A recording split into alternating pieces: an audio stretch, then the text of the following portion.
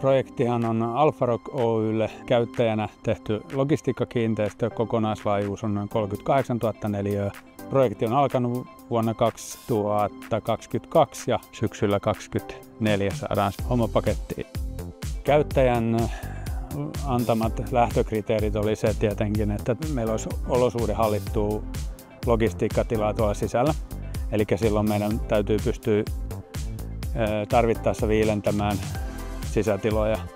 Kattoratkaisu valikoitui meille kokemuksen perusteella, eli meillä oli edellisessä kohteessa käytetty tätä samaa kattoratkaisua ja löydettiin hyvä yhteisymmärrys teollisuuskattojen kanssa tämän rakenteen toteutettavuudesta.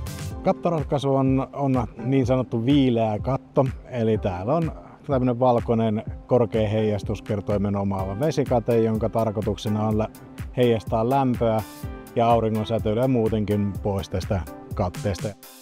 Tämä viileä kattoratkaisu tuo etuja siinä, että kiinteistö ja nuo varasto-olosuhteet ei lämpene niin nopeasti, eli meidän ei tarvitse jäähdyttää, mikä tuo taas sitten kustannussäästöjä. Sitten meillä on aurinkovoimala täällä kiinteistön katolla, niin tällainen viileä kattoratkaisu ja vaalea kattoratkaisu niin tuo paremman tuottoasteen myöskin sille aurinkovoimalalle. Tällaisessa kiinteistössä niin me käyttäjänä arvostetaan vastuullisuuteen liittyviä asioita. Ja niitä on just ympäristölliset asiat, energiankulutukseen liittyvät asiat.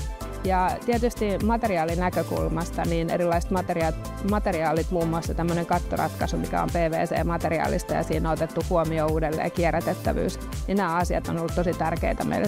Teollisuuskattojen kanssa yhteistyö on sujunut oikein mallikkaasti, että kanssakäyminen on jouheata ja nopeata reagointia ja ei mitään moitittavaa.